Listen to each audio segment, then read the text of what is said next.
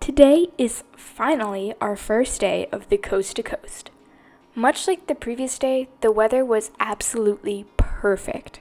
Climbing Scaffold Pike gave us a little taste of what to expect from English hiking, but we were super excited to start our main hiking trip. We are leaving the Seacoast Hotel at about 9 in the morning. It is day one of our coast-to-coast walk across England. We're at the beach in St. Bees, and we're about to go out to the water and dip our feet in and get our pebbles, and then we'll be off. The tide is low, so we gotta go way out here to touch the water, but we're doing it anyway. So here you can see the trail we're taking up there. We're going to go all the way up to the top of that.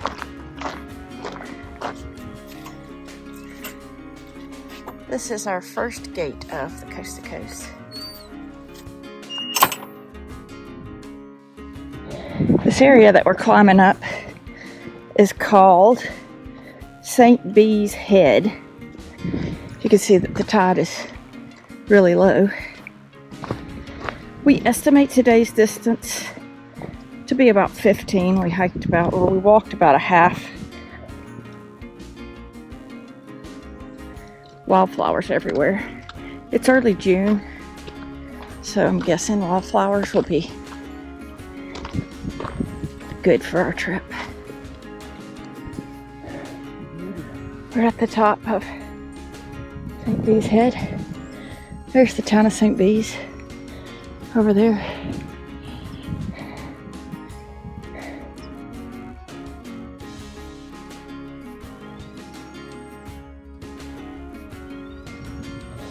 So over on this side we've got sheep.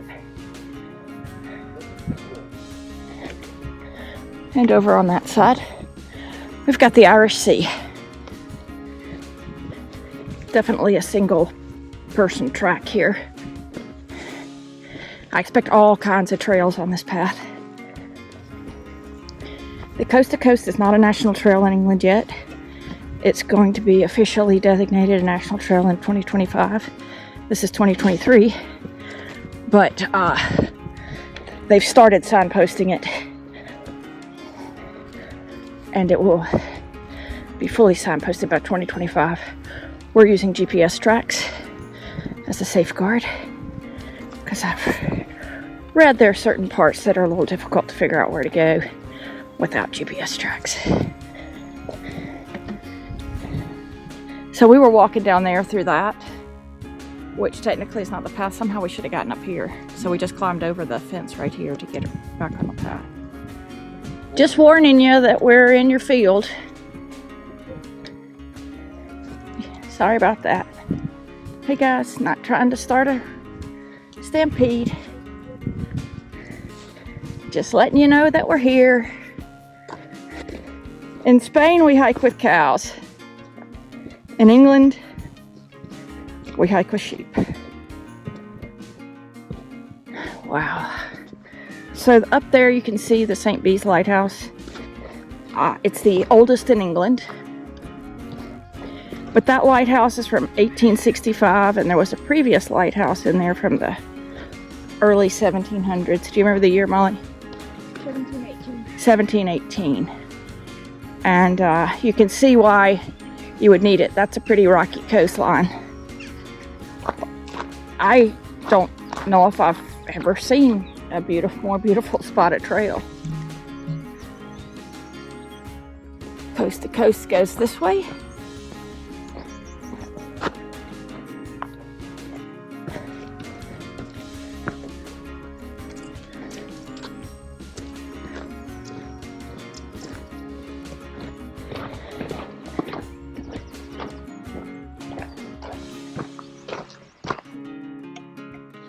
Hey guys, y'all are cool. This is their setting.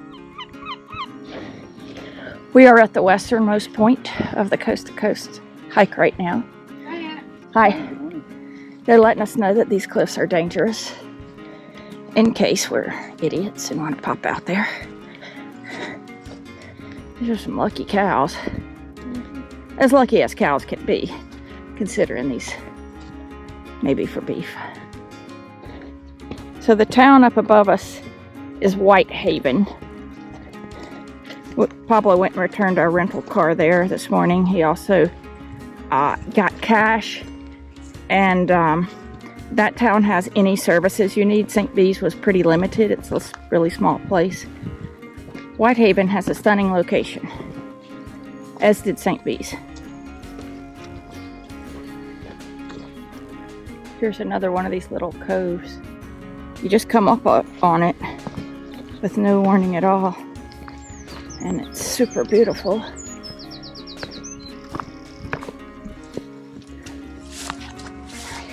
Go ahead. Kind of reminds me of the roads we were on.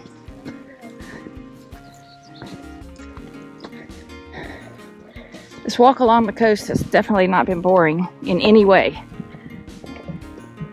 Animals, treachery, all kinds of plants, amazing scenery, up, down, and all around. Look at that. We've gone exactly 4.5 miles. We're still along the coast. Whitehaven's getting closer, so sooner or later we're turning off. But it has been a beautiful walk so far. The quarry here of sandstone that's been in use since, well, this particular spot since the 18th century, and the area has been used since medieval times. And they use this stone because it's so beautiful to build churches and restore old churches. Beautiful. I can't even imagine how much one of those weighs, but very cool. The churches in England, they have a certain style. At least they did down in Kent when we were there over spring break. Very distinctive. Really loved it. Coast to coast goes this way.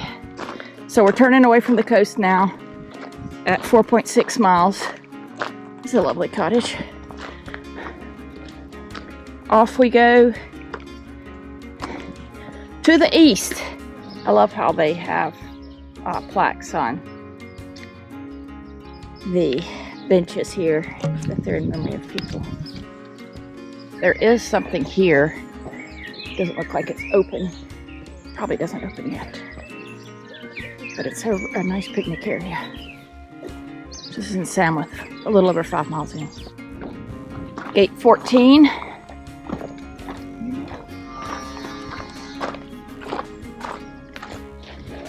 The adventure continues.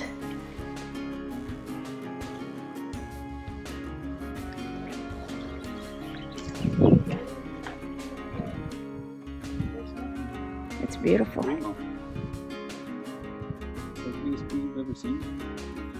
Biggest piece she's gotten, at least. Are we going to that gate down there? Looks like it. Looks like footprints go into that. We're attracting an audience here.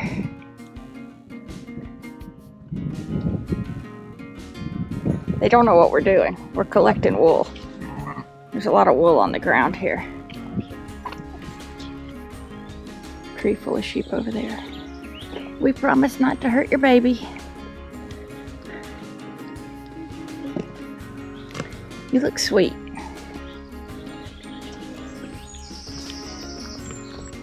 So here we're on the coast to coast alternative route that kind of goes a little bit around the north of Whitehaven. And this is the coast to coast cycle route too. And the reason we decided to take it is because the surface is wonderful and it's got a lot of shade.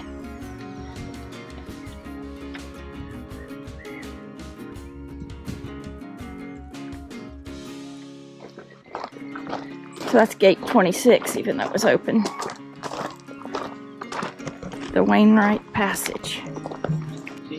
We are entering the town of Cleator.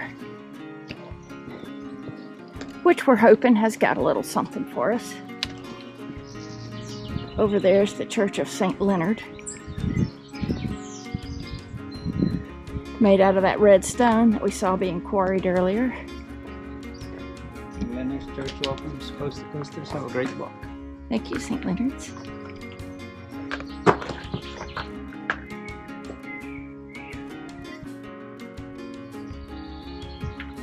Cool.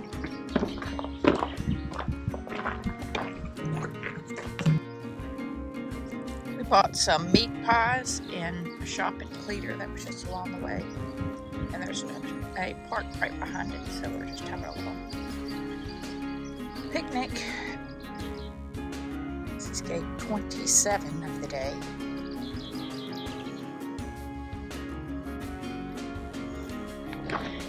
So right now, we're making the climb of the day, which comes after Cleator.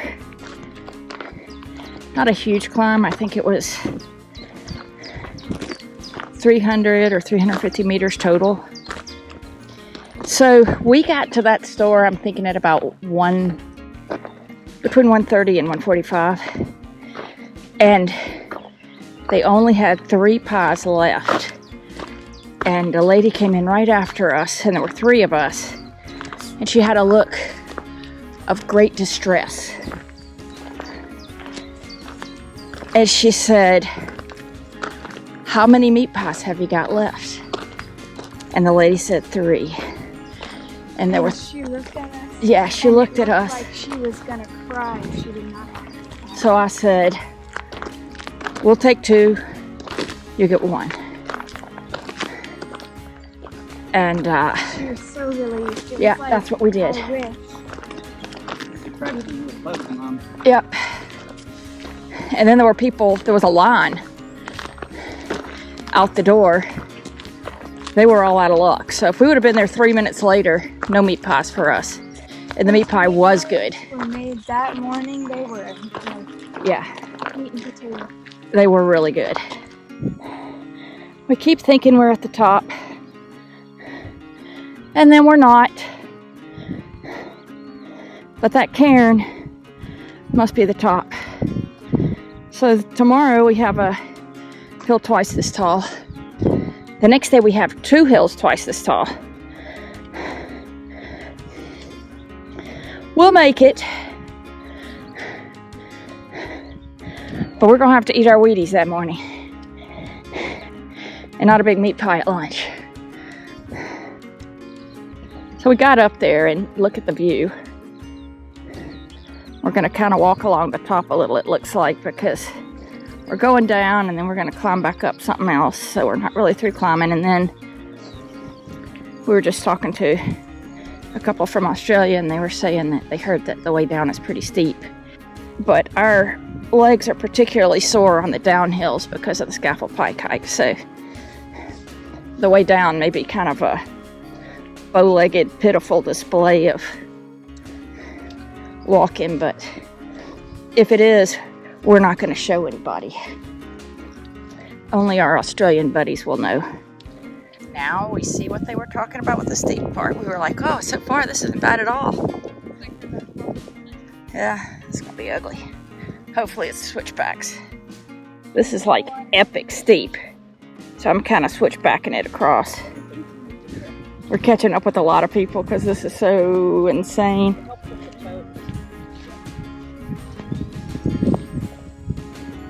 And I know our thighs are going to be absolute jelly by the bottom. And then I feel like confident. I have to climb back up. I think I see the path. Back up. We think we have 2 to 3 miles left today. We're hoping we're going to stay in this valley. So we're pretty sure the C2C goes to the right.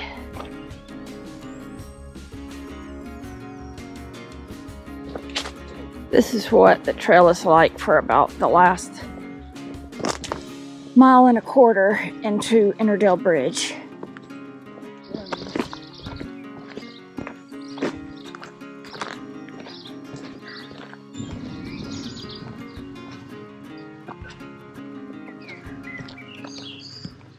Our first day on the coast to coast had its ups and downs, quite literally, but it definitely ended on a high note at the Fox and Hound Inn. This place was adorable and full of character, both inside and out, with a cute little camping area right behind it. Both hikers and locals dined in the pub, and it was fun to learn their thoughts on the next few days of walking.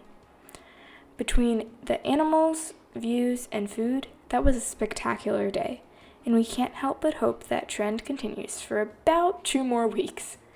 Thanks for watching. Please like and subscribe.